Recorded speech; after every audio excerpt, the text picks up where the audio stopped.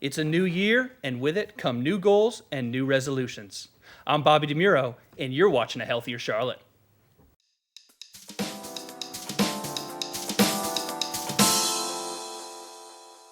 It's January, and that means it's that time of year when people look to get a fresh start, improve their health, and start out new goals and new resolutions with the coming months. However, most resolutions are derailed within weeks of the new year for various reasons. In fact, a recent British study estimated that over 75% of resolutions will fail by the time February hits, but it doesn't have to be like that. I'm joined by three guests today who all have unique experiences in health, wellness, and lifestyle that can hopefully give us some insight on how to make a good New Year's resolution and how to make a goal stick throughout the year and make it successful. First, all the way on the other end of the table is Dr. John Hochter from Hochter Family Chiropractic in Cornelius. Next to him is John Davis, the founder of Elements to Lead. And next to him, sitting by me, is Katie Levins, the founder of Sweet Tater Blog and a graduate student in human nutrition at Winthrop University. Welcome to the show, guys. Thanks. Thanks for having us. So let's talk about New Year's resolutions, because I know all of you in your own right are very interested in goals and goal setting. Frame this for me first off. Is a New Year's resolution even something we should be doing, or should we just be making goals all year long? I say, why wait?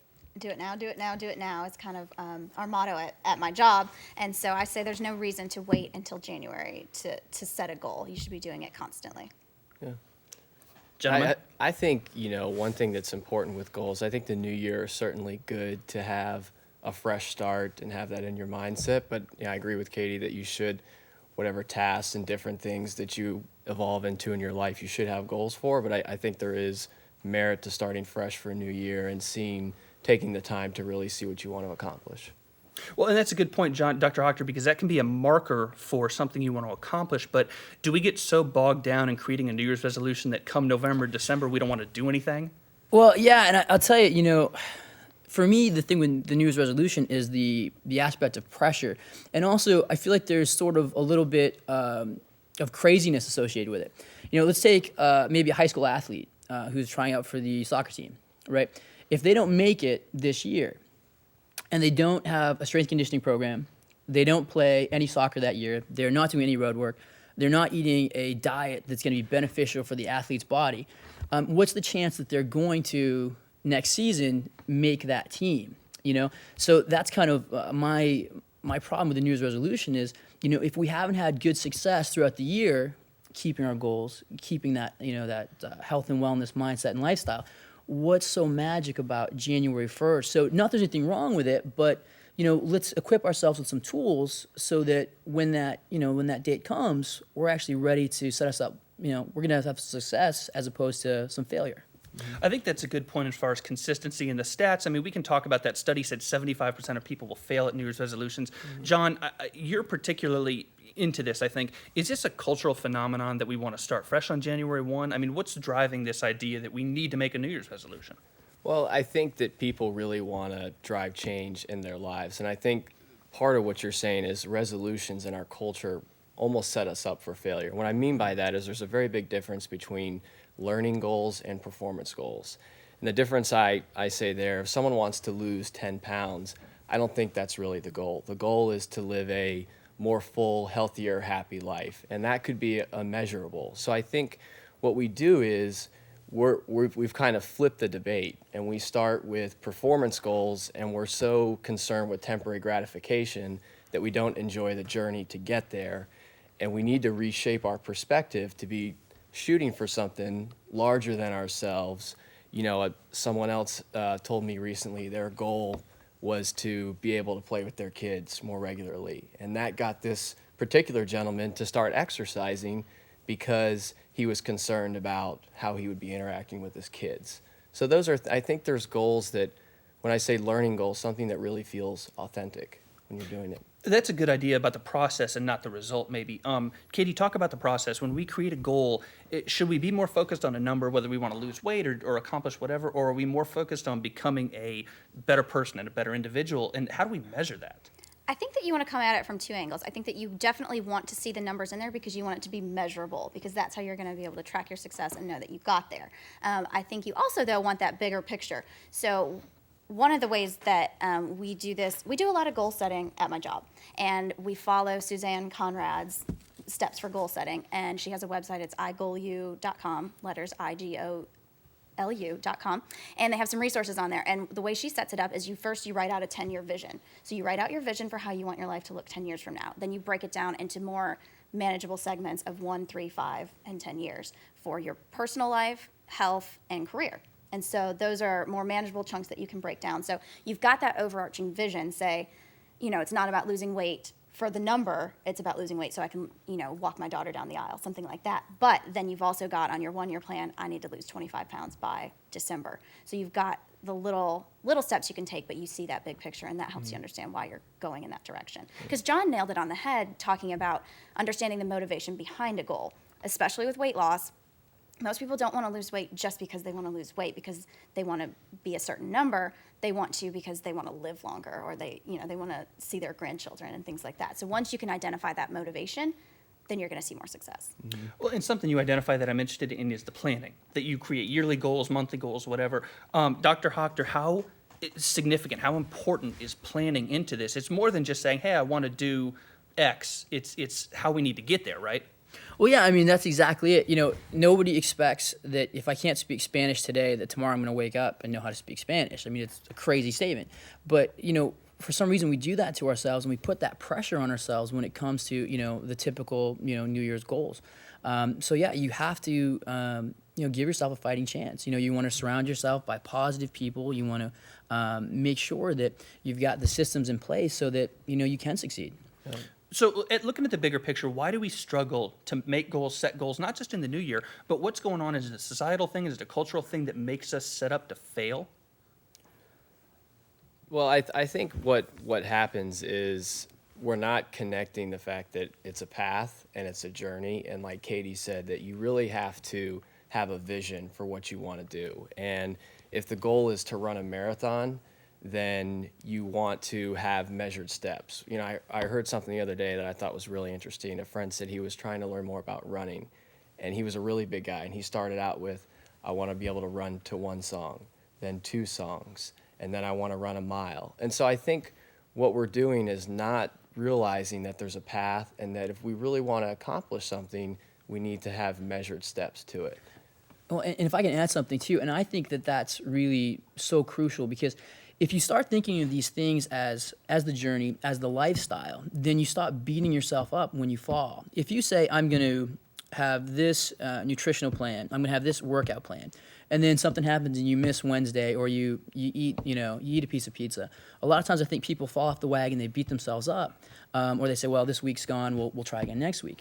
But instead, if you look at it in the sense of, like you said, like that journey, like that progression, like a lifetime of wellness or of goal achieving, well then, it's kind of like a hiccup. It's a bump in the road, but then you get right back on track, It's funny, I think sometimes in our culture, I've got a good friend, he says that when people make nutritional mistakes, it's like if you get a flat tire, does it make sense to get out and change the tire, or does it make sense to get out and pop the other 3? Yeah. So let's not beat ourselves up, and let's keep moving forward.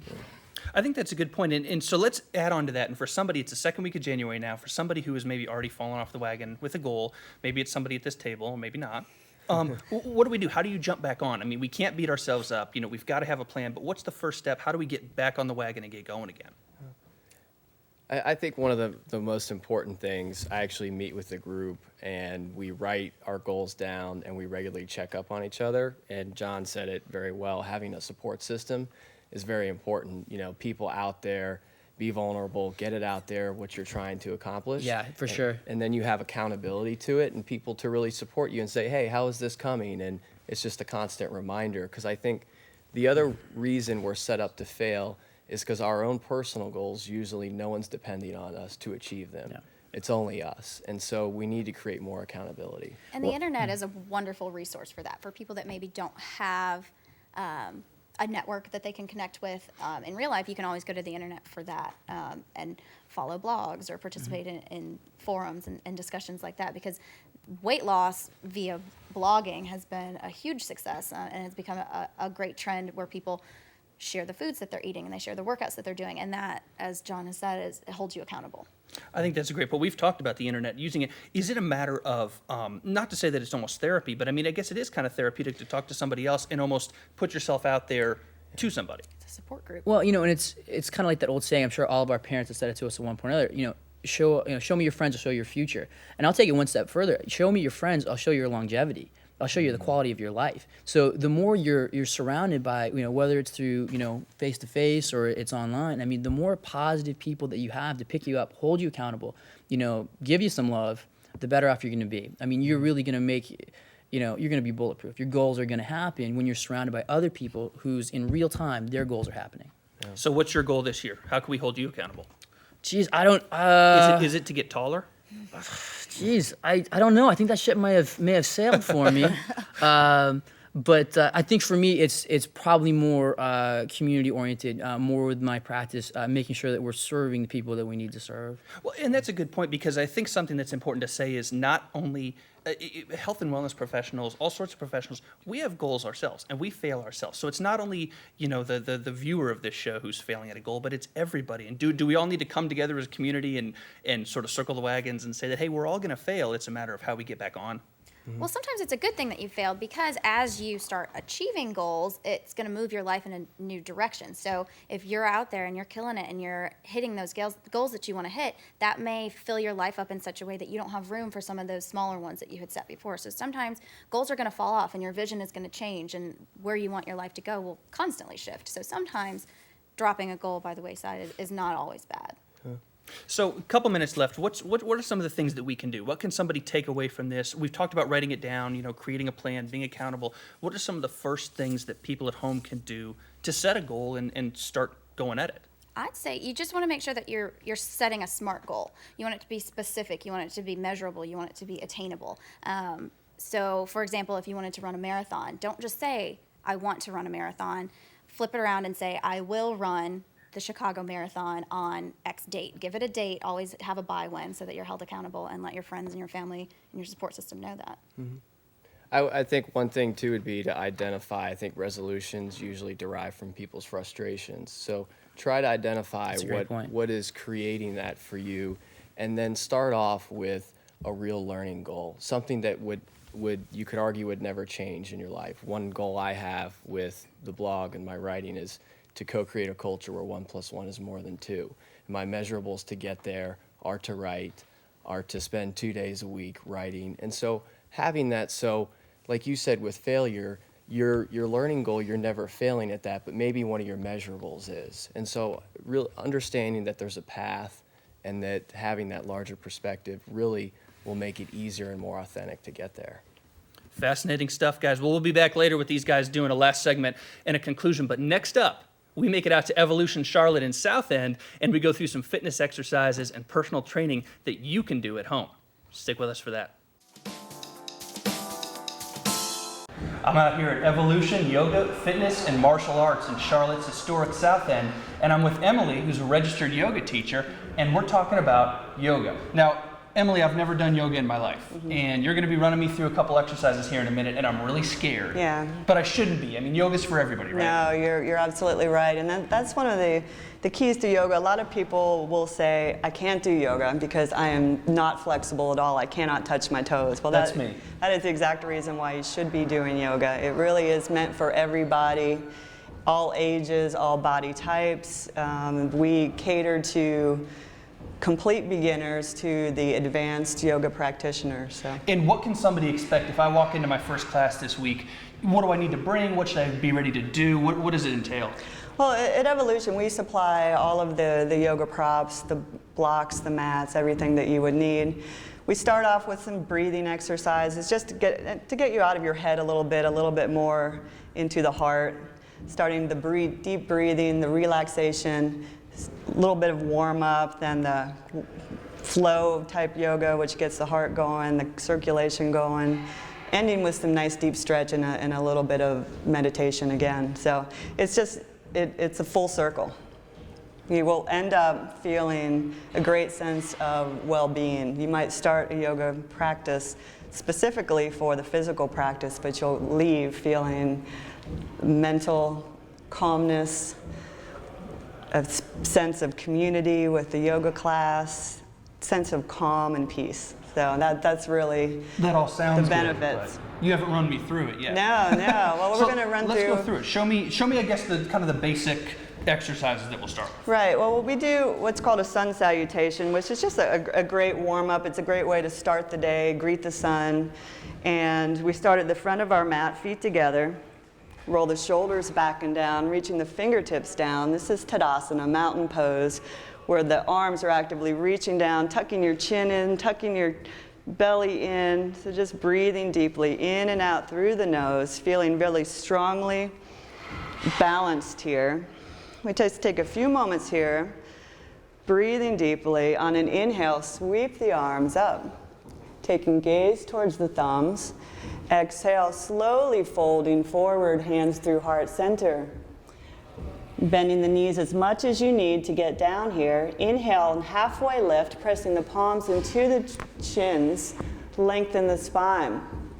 On an exhale, fold down, touch the floor, and step both feet back to a plank pose, which is your upward facing push-up position.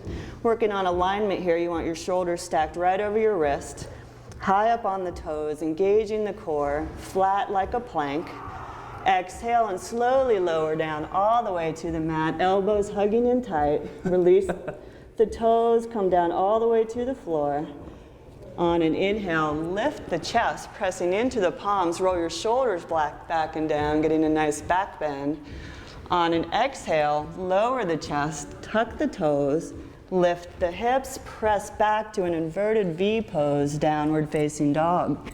And here you release the neck, press down your heels, getting a nice stretch in the backs of the legs. Take one more breath in. Slowly walk your feet up towards the hands.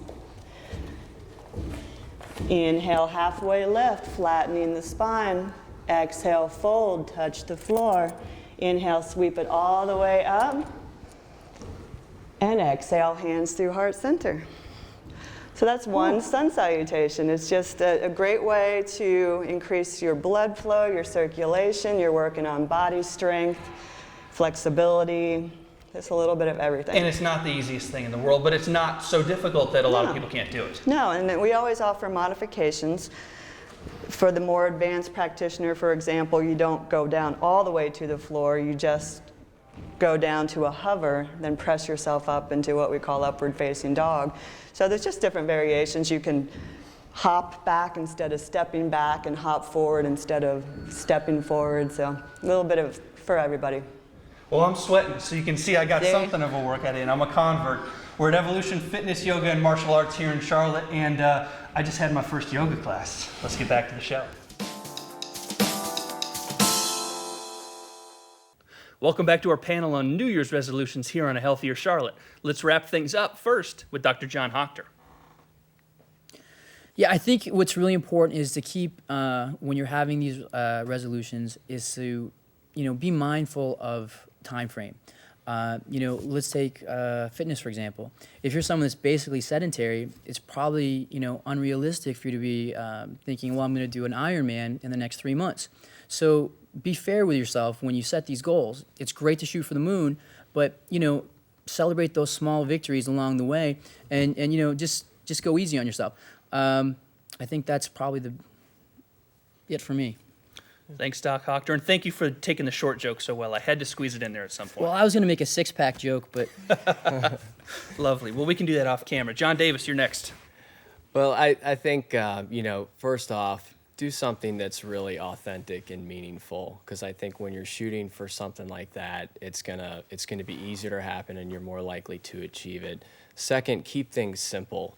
Related to health, I have a good friend who talks about action mantras, and she talks about when she eats, it's table, plate, chair, or for desserts, it's social desserts only, or she doesn't eat free food, and some people have lost 50 pounds doing those things. So keep it simple. As John said, celebrate those small victories and enjoy the path to it. And the third and last thing is create a support system, because having connection and achieving goals with other people and being a part of that ride, you're just going to enjoy it that much more. Well spoken. Katie. Smart goal setting will completely change your life. I was very resistant to it, and when I started following this formula of writing it down, making it specific, measurable, attainable, it has transformed my life in the last 6 months. And I think that I was resistant to it at first because in order to figure out what you want, you kind of really have to sit with yourself and identify what you don't have yet, and that can be hard. But if you take that time to really evaluate your life, where it is right now and where you want it to be, and set goals for yourself and really go after them and share them with a support group that's going to stand behind you, it will completely transform your life. Katie took my entire conclusion, but that's very well spoken. Thank all of you for coming on the panel today. There are literally a million things you can do to set a SMART goal, whether it's writing it down, doing it incrementally, checking back once a month or once a week on some measurable things, and obviously involving your friends and family, or sometimes fitness and wellness professionals. A lot of different things can make a goal and a New Year's resolution successful. It's important to be consistent, smart, and realistic when you're setting a goal. That's your Healthier Take this week, and that's the episode here on A Healthier Charlotte. We'll be back next week, next episode, to cover financial health and the way that finances and money can impact your personal health. It's no doubt an interesting show and definitely something very unique with some unique guests. For our crew on set today, for our guests on the panel, thank you all very much for tuning in to A Healthier Charlotte this week. We'll leave you and see you in a couple weeks. Thanks a lot.